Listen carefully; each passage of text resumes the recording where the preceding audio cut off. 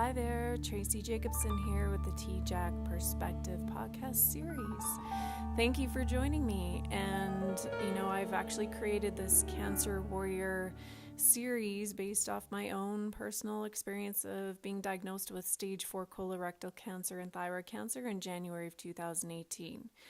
So far, this 8-month journey is something I would not trade in for anything. It's been life-changing, and I have so much gratitude for the love and support around me and the people that are inspiring me going through their own life challenges, whether it be cancer of yourself, a loved one, another life challenge that, isn't necessarily an illness, but, we can move forward, and a lot of it's the attitude, and I get a lot of that inspiration from other people. So I'm hoping to share all that with you, and you get the same from it, and it would mean the world to me if you can comment on the YouTube channel, through the Instagram handle of T-Jack Perspective, and, even share your own stories and help to inspire other people and join me on that. So thank you so much for listening, and I hope you enjoy.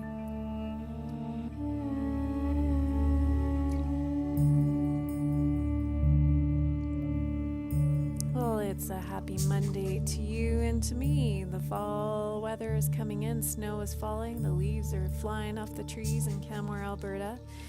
Thank you for joining the T-Jack Perspective podcast series with our Cancer Warrior episode 1. I was inspired by the story of this particular 2-year-old little girl, Lennon, through a friend of mine who it's actually her granddaughter. Her mother's been keeping a blog on her journey and everything that the family is going through. This is actually a really great way to keep the friends and family up to date with the progress.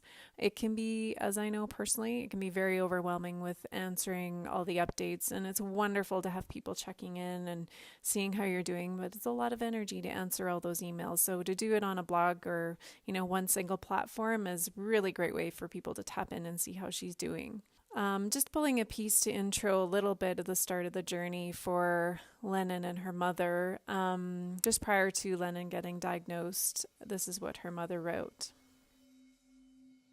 Prior to Lennon's bone marrow biopsy, I had to tell my baby I couldn't nurse her for over 4 stressful and emotional hours while she was NPO in preparation for first anesthesia. The fear and uncertainty of sending my sweet girl with a strange team of doctors and anesthesiologists that Tuesday morning, never saw that coming either. And then the phone call, the one no one ever guesses they will receive, that there is no possible way to prepare for. The one with the loaded news that your baby has cancer. Nice to meet you. Nice to meet you. Yeah. Hi. How old are you? She's 2.5. No, she's in the no phase. So how did you come up with her name? Honestly, I was inspired so I watched a lot of Nashville when I was pregnant, and then the 2 sisters that play kind of leading roles in that show, they're Canadian musicians, and their names are Lennon and Maisie Stella. Oh, yeah. And that's where I first started as a female name, and I just really liked it. And then it grew on my husband, and it stuck. So how did this journey start for you? It started last August, so August of 2016. She had just kind of started transitioning into daycare. Well, she was about 3 months into daycare, and she had like a viral thing, so fever and kind of the decreased appetite and typical viral symptoms. But we thought, it's just normal kid stuff. But she wasn't perking up. So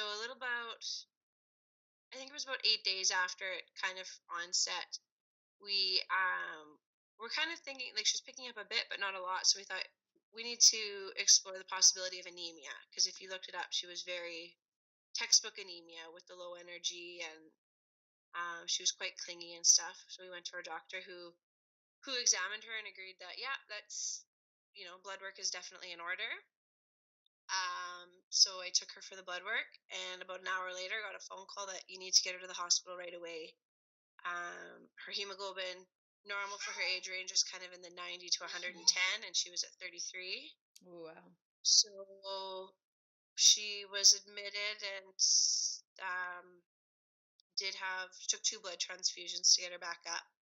but we didn't know the cause for what caused her hemoglobin to tank like that. So when she was in for her transfusion, we obviously met a hematologist, and he followed her beyond that transfusion. It took about, I think it was about 3.5 weeks. So she was doing regular blood work, and he did some other testing and ordered some imaging just to rule things out. She had started to get a little bit kind of lethargic, and like the effects of her blood transfusion had worn off. So on that Monday, when we took her in, we learned that he wore 2 hats, and he was a hematologist and oncologist, or hemonc, and that he was seeing need to explore the possibility of leukemia in her blood work. So she had a bone marrow biopsy the following day, like he had booked it already. So that was Tuesday the 26th of September last year, and on the 27th, we got word that her bone marrow was 85% affected with leukemia. That's an immediate admission to the hospital to start that chemotherapy treatment. So that's what we did. Which chemotherapy treatment did she do? She's still on, so it's a 2.5-year treatment protocol. So we're just a year in now.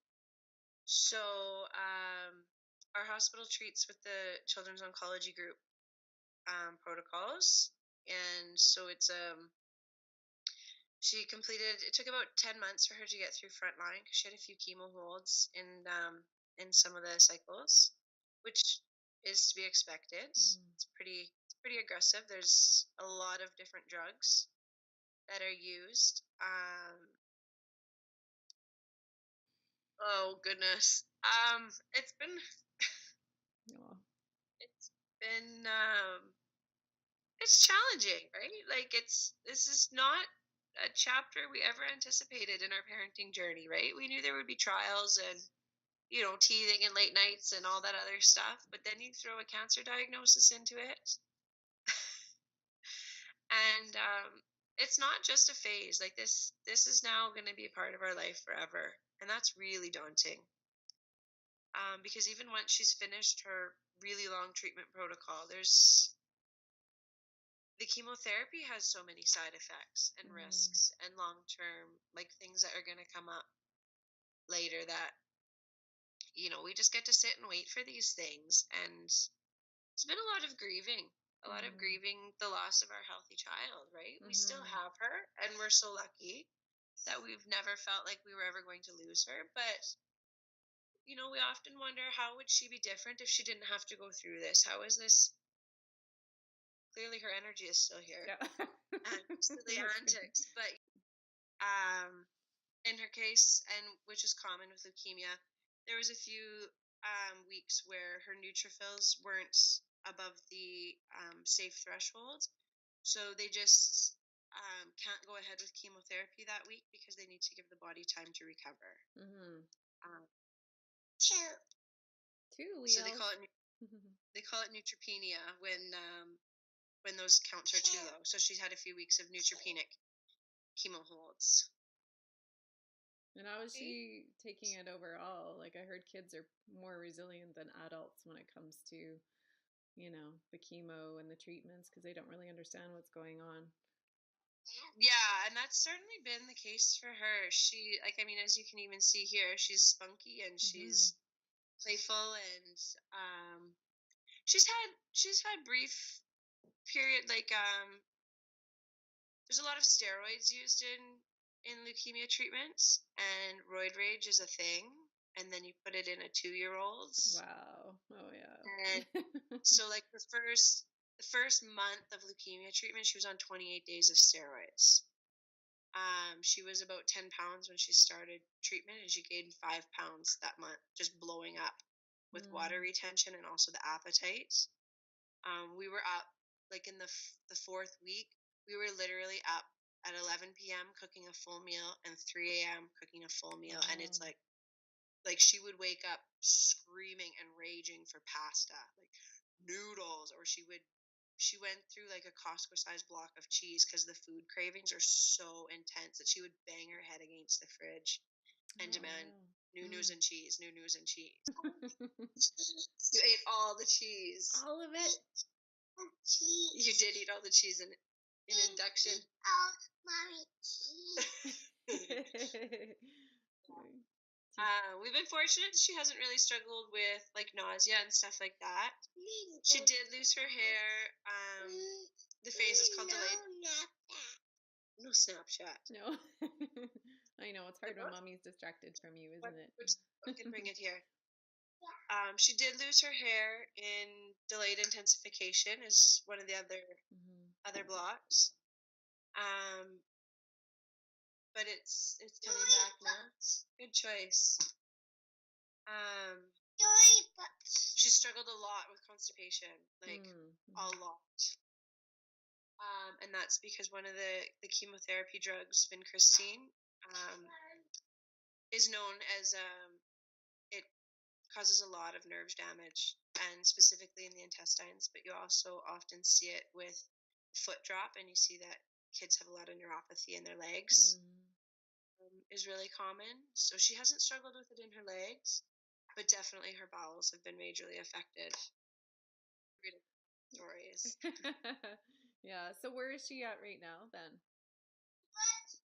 We just started her second cycle of long-term maintenance. So she'll have chemo. Her second chemo treatment on this cycle is this Thursday. You do love chickens. Oh, chickens. They're so cool. The thing with leukemia is by the end of the first month, technically she's in remission, but leukemia cells can hide out anywhere, right? Because it affects the bone marrow. You can have central nervous system involvement, which fortunately she's not had. And in boys, testicular involvement is also common. I do hear you asking me to read you the book, Penny. Can we finish chatting and then I'll read it to you? Yeah. Okay. Thank you. So they do.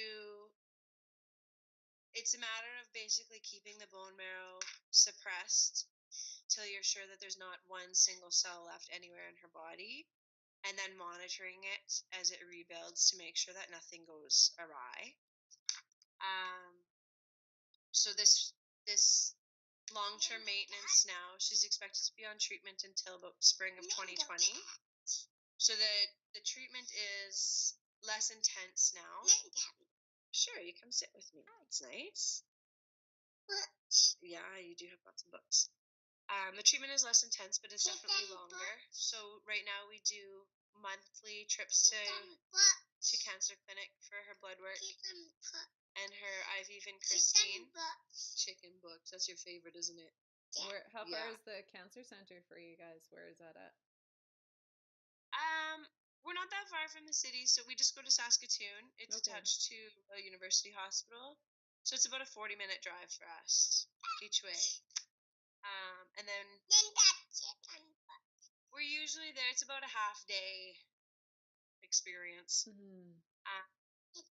By the time you do everything, every third month she has a lumbar puncture because they have to both check the spinal fluid, but they also do intrathecal chemotherapy. So they inject chemotherapy drugs into her cerebrospinal fluids to prevent and also like protect it from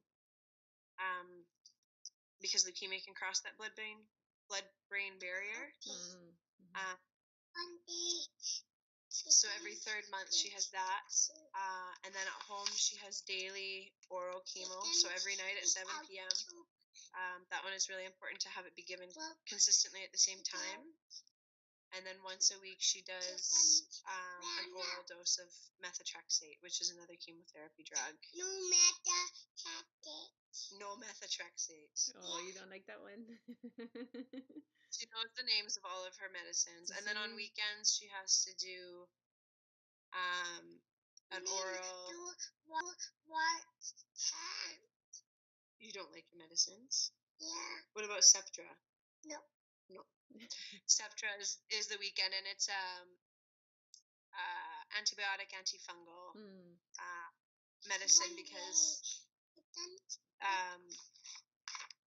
it wouldn't normally bug a healthy person can be really, really dangerous for these immune suppressed ones. So Right. she does that too every weekend. So that's what this phase. This phase is lots of oral and at home stuff. Mm-hmm. Well, at least you get to do it at home anyway. So That's right. yeah. That's right. Are you trying to take that wall? So with where you and your husband, I mean, obviously this is a huge journey because I know with my diagnosis, it was like super overwhelming at first. It's like, okay, life is going to be very different, you know, Yeah. and just like where we go from here, and you know, you get all of the resources of what you should be doing from all sources, and then, you know, your doctors, and then intuitively, you know, as well, because being a mom, it's just like you want your babies to be healthy and your kids to be healthy, and I mean, the kids, definitely, I notice kids going through it, they're very resilient, and, you know, they have a different perception of it than I think the adults do, but it's still a journey and still a struggle for them. Mm-hmm. So for you and your husband, because your husband's obviously, he's probably working full time then right now, and you're home with her right now, or? Yeah, I was on an EI type leave, but that ended in June. No EI. No more EI. Where are you going, my busy girl? So now I am just like, last week was her first week. She went 3 days to daycare. So she'll probably do 2 or 3 days a week as her counts allow, right? Because the doctor said you can do a little bit of daycare. Yeah. But we have to be really careful, and it's very nerve-wracking with cold and flu season. Don't port. Oh, she doesn't like her port. She has a port implanted in. I know, they're not fun, are they? Mm-hmm. Don't port. She doesn't like the little cream. We put an Emla cream on before her port is accessed. White cream. No, you don't like the white cream. Yeah. Doesn't help. Where's your chemo duck? Yeah. I think he's on the table. He has a port just like you, doesn't he? Oh, does he? Yeah. Oh. She's become really aware lately that she has a port and mommy and daddy don't have ports. And so it's like she's kind of processing a little bit. Are you biting on your nails? Take your hands out of your mouth, please. Then you have port. You do have a port. Then you have your port. Is it helping you, though? Is it going to help you get better? Yeah. You're good at helping to clean it and look after it. She's very involved with her care at the clinic. She tells all the nurses how to do her vitals. Okay. And with cleaning her port, they let her use the swab and help clean it before they access it.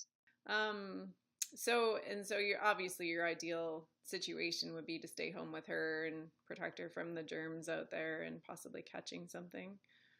Yeah, she's been really, really fortunate to avoid fevers, and like neutropenic fevers are a big one. Any fever is an automatic 48-hour hospitalization until they can get to the cause of it. Just say automatic minimum 48-hour hospitalization. But a lot of kids really do struggle with those kinds of hiccups. Or the port being a foreign body, if it gets infected, is really, really dangerous. So she did just get over her first cold since being on treatment, and that was really, really nerve-wracking. Doing lots of fever watch is the big thing, right? Always have to watch for a fever, because any fever is in we go. Yeah, we've been fortunate not to have to do that, but there's always a sense of waiting, right? Like, when's our luck going to run out? Because we're so grateful that she's done so well with it. But how much longer can this last? Right, with the next round of chemo. And I know from my own personal experience, the longer you're on it or the more you go on it, the more it takes a little bit of a toll on your body. So, yeah. We just had a scare, and starting in August, her blood work was going really wonky, and she was having that really persistent anemia again. Bless you. Oh. It's like she did it diagnosis, and so she had 2 blood transfusions in a 1-month period, which ultimately led us to having to do a bone marrow biopsy, because the doctor said he couldn't figure out there was no viral. She actually did just have a bone marrow biopsy to examine the possibility of relapse. So we got those results the day before her cancer diagnosis anniversary. So that was it was last week. It was really stressful and tense around here, but fortunately we didn't see any increased leukemic blasts in your blood marrow. Yay! Right? So that was very exciting news to get. And like you said, you know, as you're on the chemotherapy longer, your body just gets a little more run down. So right now we're kind of thinking is that's the case. And also just transitioning to the new chemotherapy drugs between frontline and maintenance too. So obviously we're going to keep an eye on it. Okay. But it's kind of like that story of what you anticipate your life to be and then letting go of what you assume it's going to be into what it actually is. I know that's a big part of it. Mm-hmm. And I mean, for me, I love my job. I work as a dog groomer. I had just gotten back to work after maternity leave. I mean, the weekend before her diagnosis, I had been competing I'm a dog groomer at a dog grooming competition, and I won best in show for my division on Sunday. Awesome, congrats. And then Monday to this diagnosis, right? Like it was that fast. And so like from the high of my personal career, like the highlight of my career, and then I didn't sit put back at work for all this time now. And so I mean, some of my own loss, love being a mom, and you know, I had dreams of being a stay-at-home mom, but not like this. I wanted it to be on my terms, and then for Andrew to feel like now all of a sudden he's the sole breadwinner, and there's a lot of that pressure on him to provide for us. There's so many ways, like, to stay on the gratitude side, there's so many things that it's really funny how the universe looks after you, and we're trying to really be open to that. The month before Lennon was born, Andrew got a job working, he's an electrician, as a maintenance electrician at University Hospital, which is attached to our cancer center. So he's always had the flexibility to just scoot over for her appointments. Oh, good. Because it's all in the same building. So that's been really, really awesome, because I know that there's lots of families that have to travel really far for treatment. Or it falls on one parent, or, you know, there's single parent families too. It's been a huge blessing that we're able to do this together and as a family, and that he has the work flexibility to do that. And then even when she was inpatient for 12 days right at diagnosis. So the first few days while we kind of got our bearings, he stayed up with us. But then while we were inpatient, he slept at the hospital and went downstairs and worked, came up at coffee and lunch, and was right there. Like, he was still able to work through her admission. So that was really, really awesome. But we're a year into this, and we know that there's a year and a half left, best case scenario, because nothing's guaranteed all of a sudden. So you have that uncertainty about, and you can probably relate in a lot with your experience too, I guess. There's no plan, really. There's a plan, and then there's sometimes a plan within a plan, and that shifts over, and it's always on the day. And you can't make one plan for any simple thing, right? It's like, well, you always need a backup plan. You know, that hospital bag is always packed, because that may become part of your plan real quick.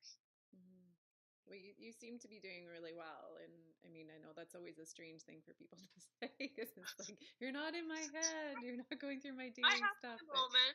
I have my moments where I don't do so well. Right now, like, we're feeling the relief of that good bone marrow biopsy, because those reveal so much about what's going on in their little bodies, right? And so to see that things don't look abnormal is a sigh of relief. But you know, it could be temporary, but you don't want to you don't want to wait for the bad either, because that's really, I was like that in the early. I was waiting for the bad news. Oh my goodness. And that's, you don't like, just had 3 days at daycare, and the separation anxiety is real. Oh, gotcha. Well, we'll wrap it up soon there, sweetie. You've been so good. We'll do another call again, okay? Yeah, you bet. Well, we'll keep in nice touch. and you want to turn off the phone? I can send you too. I do keep a blog with updates about her. Oh, good. Okay. Treatments and her journeys and stuff. Because I find that to be a really helpful outlet, but also just to track. Yeah, that'll be great, and then people can see it as well and follow her progress too. That's always a good thing and inspires other people. You're doing so well. It was so nice to meet you, Lennon. Yeah. Okay. Oh, she's gonna turn it off here real quick. Nice to meet you. We'll talk to you soon. Bye-bye. Bye-bye. Thanks.